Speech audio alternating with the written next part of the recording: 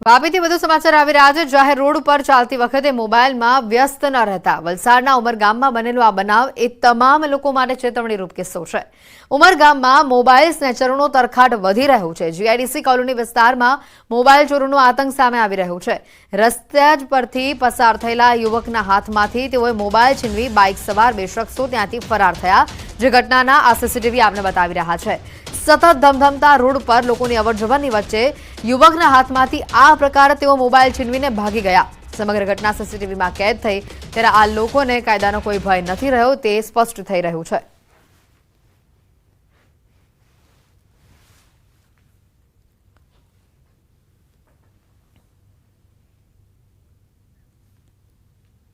સુરતથી વધુ સમાચાર આવી રહ્યા છે। ક્રેન મકાન પર પડવાના મામલે મકાન માલિકનું નિવેદન સામે આવ્યું છે। રીટાબેનના મુખે સાંભળો આખી કહાની। તેઓએ કહ્યું કે અમને રણછોડરાયે બચાવ્યા। ઘર પર ક્રેન પડી ત્યારે અમે ડાકોર ગયા હતા। રસ્તામાં આવતા સમાચાર મળ્યા કે મકાન પર ક્રેન પડી છે। હવે તો ઘરમાં જતા પણ ડર લાગે છે। અત્યારે તો હું મારા પપ્પાના ઘરે રહેવા ગઈ છું।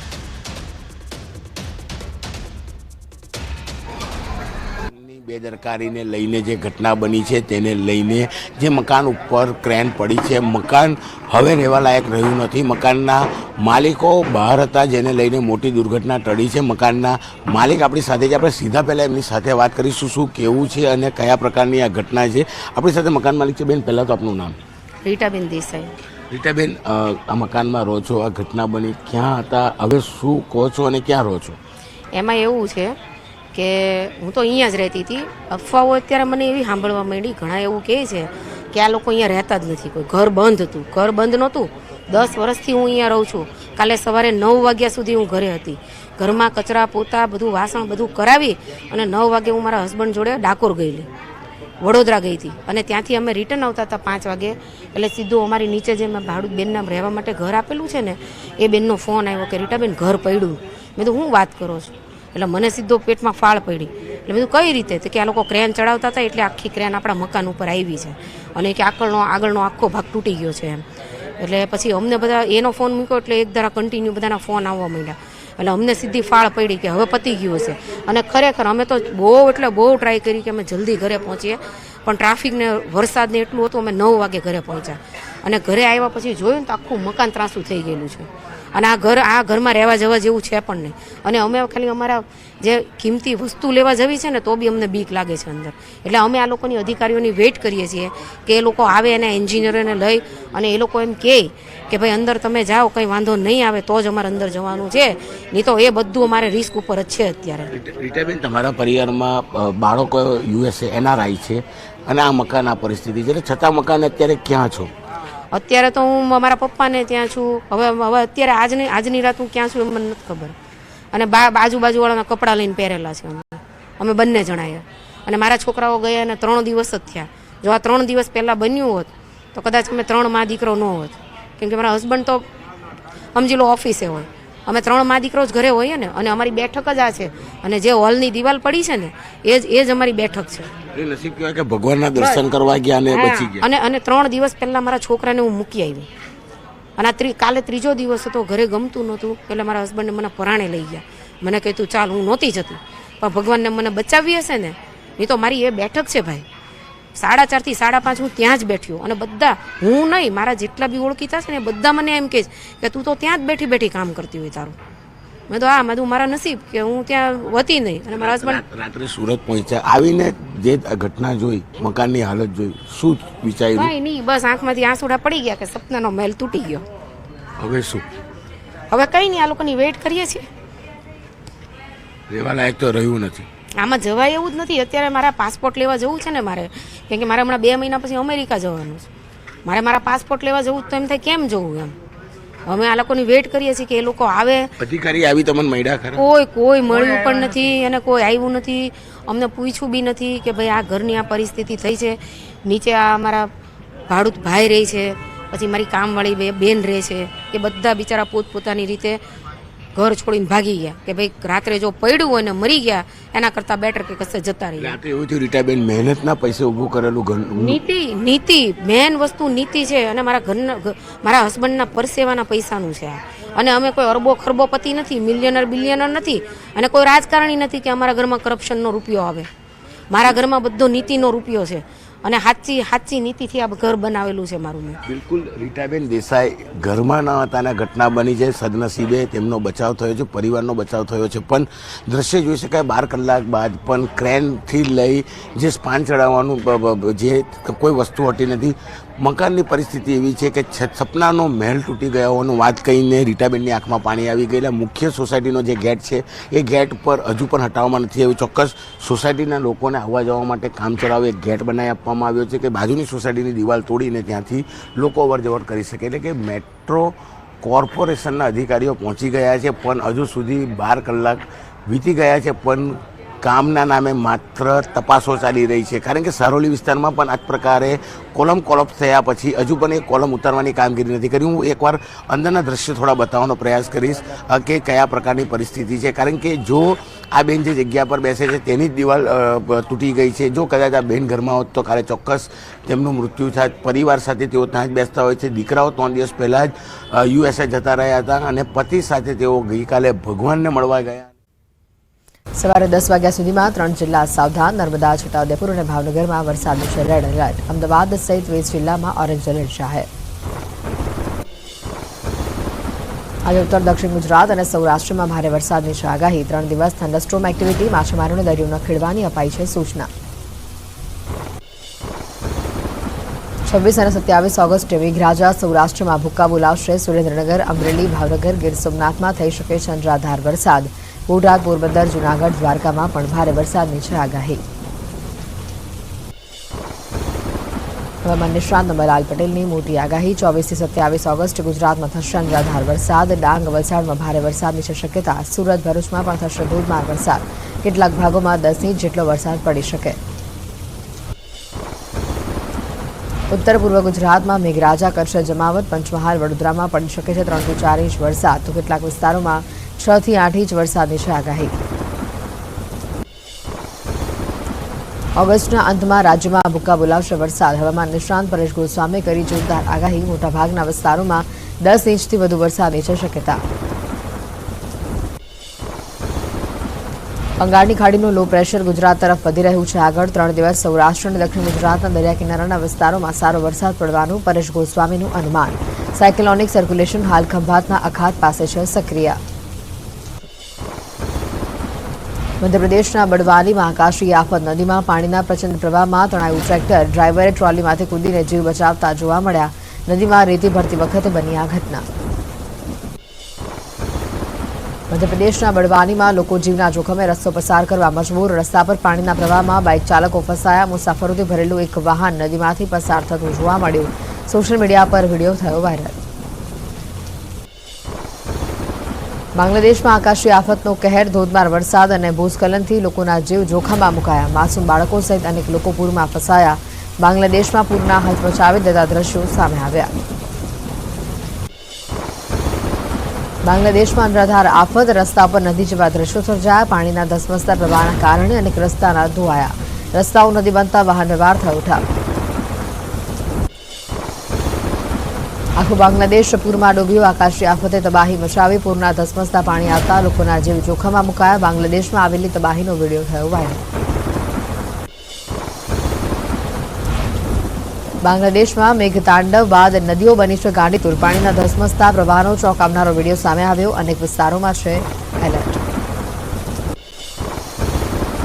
સ્પેનમાં ભારે વરસાદ બાદ સેલા વિસ્તારમાં જળબંબાકાર.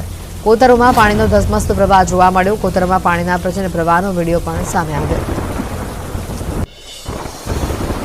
જાપાનના ટોક્યોમાં ભારે વરસાદ બાદ પૂરની સ્થિતિ આવી સામે. ટોક્યોના રસ્તા પર પાણીનો ધસમસતો પ્રવાહ વહેતો થયો. લોકોને હાલાકીનો સામનો પણ કરવો પડ્યો. રાજસ્થાનના સવાઈ મોદોપુરમાં પૂરથી વરસાદથી નદી નાળા છલકાયા. સતત વરસાદના પગલે ડેમ ઓવરફ્લો.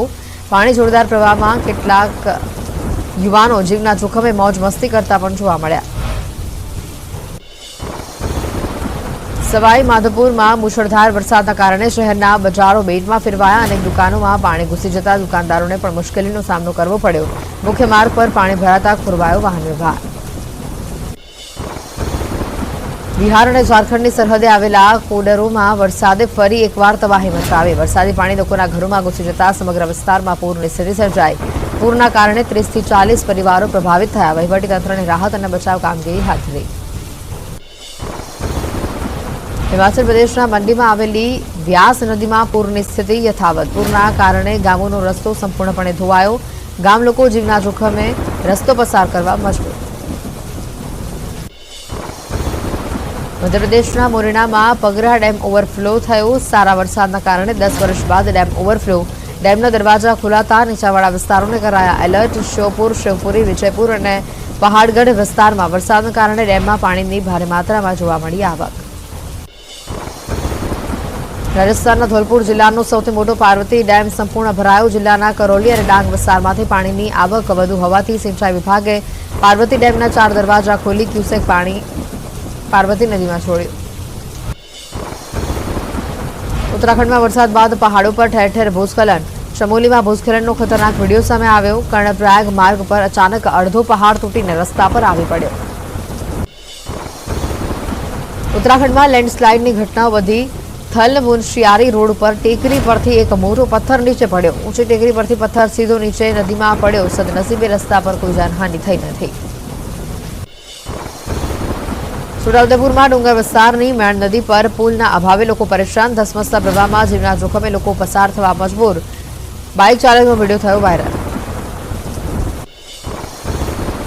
મોડાસામાં મેઘરાજાની 2020 2 કલાકમાં જ 3 ઇંચ વરસાદ ખાબકતા રસ્તાઓ થયા પાણી. રાજ્યના 50 થી વધુ તાલુકામાં પડ્યો છે વરસાદ. અમરેલીના ગ્રામ્ય વિસ્તારોમાં વરસાદી માહોલ છવાયેલો જોવા મળ્યો. ખાંભાગીરીના ગામડાઓમાં ધોધમાર વરસાદ વરસ્યો. વીજળીના કડાકા ભડાકા સાથે વરસાદ થતા નદીમાં પૂર જેવી સ્થિતિ સર્જાઈ.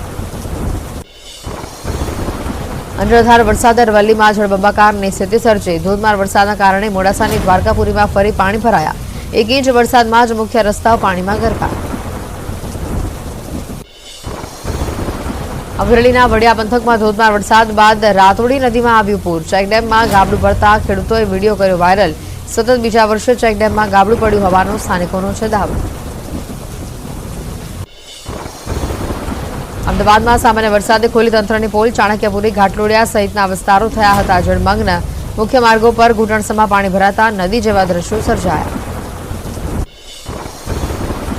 અમદાવાદમાં પડેલા વરસાદે મહાનગરપાલિકાની પોલ ખોલી. શહેરના ઘણા વિસ્તારો થયા જળબંબાકાર. પ્રી મોન્સૂન કામગીરી સામે ઉઠ્યા સવાલ. મેમનગર ફાયર સ્ટેશન વિસ્તારમાં ભરાયા હતા કેડસમાં પાણી. ઉત્તર પ્રદેશમાં લખીમપુર ખીરીમાં શારદા નદીએ ધારણ કર્યું પોતાનું રૌદ્ર સ્વરૂપ. નદી પાસેથી પસાર થતા નેશનલ હાઈવે પર પાણીનો પ્રચંડ પ્રવાહ વહેતો થયો. પાણીના જોરદાર પ્રવાહમાં તણાઈ બાઇક. સ્થાનિકોએ ભારે જહેમત બાદ કર્યું રેસ્ક્યુ. મધ્યપ્રદેશમાં મેઘાએ બોલાવી ધડબડાટી. ધારમાં પણ ભારે વરસાદના કારણે જનજીવન પ્રભાવિત થયું. રસ્તાઓ પર પાણીનો જોરદાર પ્રવાહ જોવા મળ્યો. લોકો પાણીથી પોતાના વાહનો બચાવતા જોવા મળ્યા. રાજસ્થાનમાં મેઘરાજાની સતત તોફાની બેટિંગ. જયપુર, સીકર, નાગોર, જોધપુર, કોટા સહિતના જિલ્લાઓમાં પડ્યો છે મુશળધાર વરસાદ. ઠેક ઠેકાણે જળભરાવાની સ્થિતિ જોવા મળી. 1 સપ્તાહ સુધી રાજસ્થાનમાં ભારે વરસાદનું છે અનુમાન. રાજસ્થાનના અજમેરમાં મેઘરાજા થયા મહેરબાન. શહેરમાં મેઘરાજાએ ધડબડાટી બોલાવતા ઐતિહાસિક આનાસાગર લેક ઓવરફ્લો. રસ્તા ઉપર તળાવના પાણી ફરી વળતા રસ્તા પર સર્જાયો ટ્રાફિક જામ. રાજસ્થાનના કરૌલીમાં ભારે વરસાદથી જનજીવન અસ્તવ્યસ્ત. ભારે વરસાદથી હિંડોનના નીચાણવાળા વિસ્તારો પાણીમાં ગરકાવ. બજારોમાં નદી વહેતી હોય તેવા દ્રશ્યો. ભારે વરસાદથી સ્થાનિકો મુસીબતમાં મુકાયા. રાજસ્થાનના હિંડોનમાં મુશળધાર વરસાદ પડતા સ્થાનિકોના હાલ થયા બેહાલ. બજારોમાં 2 થી 3 ફૂટ પાણી ભરાઈ જતા જળબંબાકારની સ્થિતિ. દુકાનોમાં ફરી પાણી ઘૂસી જતા વેપારીઓને ભારે નુકસાન.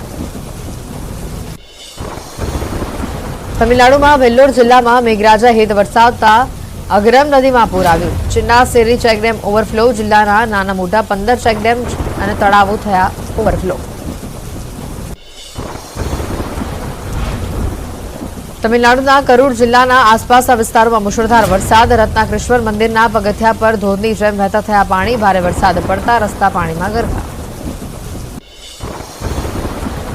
રાજસ્થાનના રાજસમંદ જિલ્લામાં અવિરત વરસાદથી નાના મોટા ધોધ થયા સક્રિય. ચંદ્રભાગા નદી પરનો ડેમ ઓવરફ્લો. ધોધના આહલાદક દ્રશ્યો સામે આવ્યા. ડેમ છલકાતા વિસ્તારમાં પીવાના પાણી તેમજ સિંચાઈનો પ્રશ્ન હલ થશે.